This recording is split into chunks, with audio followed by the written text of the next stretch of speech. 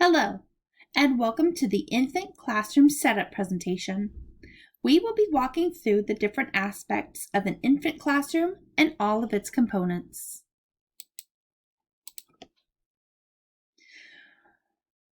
Infant classrooms have several different areas, including the welcome area for families, the napping area, areas for gross motor and fine motor play, including the sensory area, a play area for mobile infants, a safe area for immobile infants, a feeding area, and a diapering area. The welcome area is located just inside the classroom door. It should be inviting and organized in a way that families know where to look for classroom information, as well as where to find their child's belongings. This welcome area has all of the cubbies labeled with the children's names and photos. Other important aspects of the welcome area include the parent information board, where families can look and see the week's lesson plans, any notices about the classroom's activities, a copy of the week's menu if the center provides meals, and the classroom's daily schedule. The napping area for infants is mainly comprised of cribs, although infants 11 months and older may transition to a cot or sleeping mat. This classroom's cribs have wheels, allowing them to be moved into the corner at times when all of the children are awake and active. Cribs should be labeled with the children's names and photos. Note that no stuffed animals, bumpers, blankets, or other soft materials are placed in cribs to reduce the risk of SIDS. If the classroom is chilly, children can wear an extra layer of clothing as they sleep. A mobile infant play space has room for the infant to move about and explore while using their gross motor skills. In this younger infant classroom, only one child is able to crawl at this time, and she has the opportunity to play here with a caregiver to differentiate her care.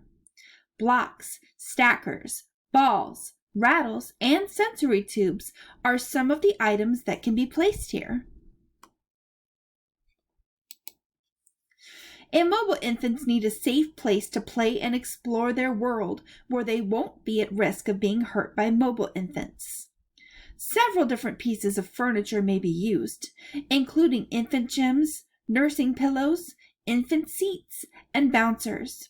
Toys for immobile infants include rattles, blocks, balls, jingle bracelets, and more. For older infants, there is a gross motor play area that includes carpeted flooring and plush toys to encourage the children in walking. Note that the walkers are not used in the classroom.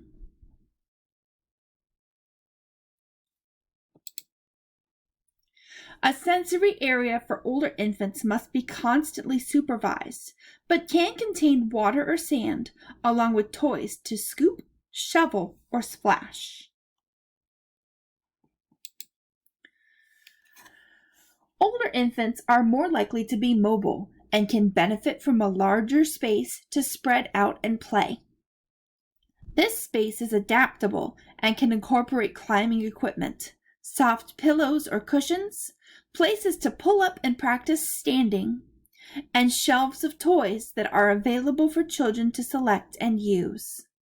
These toys should be appropriate to the child's age and should include musical toys, cause and effect toys, ones that will do something after the child has interacted with them, sensory toys, books, stacking and sorting toys, balls, dolls, and more. The feeding area for infants ages 6 months and up who are eating solid foods may include a central table or individual chairs with trays. This area may also be used for indoor group experiences, such as a sensory play and art making. The diapering area should be organized to make diapering quick and efficient. Children's diapers and wipes should be labeled, and extra clothes should be stored in a bag or bin with the child's name and photo. Diaper creams should come with a doctor's note and be kept out of children's reach, as well as being labeled with the child's name. The Who's Here board shows the total number of children enrolled and has photos of the children who are moved between present, absent, and went home. This is a wonderful way to track how many children are in the classroom and to keep an accurate count for lunches.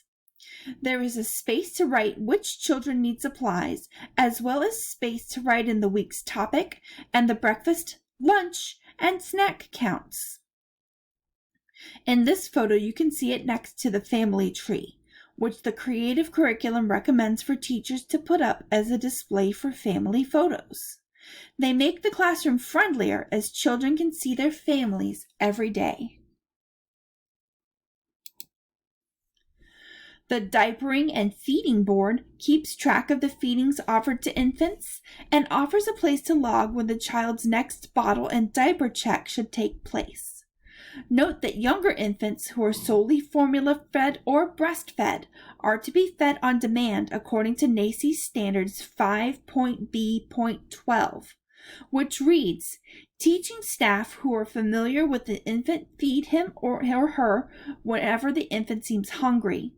Feeding is not used in lieu of other forms of comfort. Selecting toys for an early childhood classroom is an important part of setting up your space. Each age level brings new skills and challenges to a child's physical, cognitive, social-emotional, and language development, and choosing the right toys for them to manipulate and interact with makes an impact. For more information about choosing the right toys, click on the link from the National Association for the Education of Young Children, or NACCE.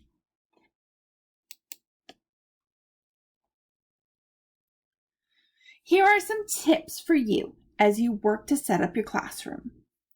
Make sure that all areas of the classroom are clearly visible by the teachers. DCF requires that infants and toddlers be within caregivers' sight and sound at all times. This is because infants and toddlers are at a higher risk than preschoolers as they explore the world around them. Ensure that there is space for everyday routines and experiences. A familiar place for the activities you've planned helps children to feel safe and secure, knowing what comes next. Organize your classroom for efficiency.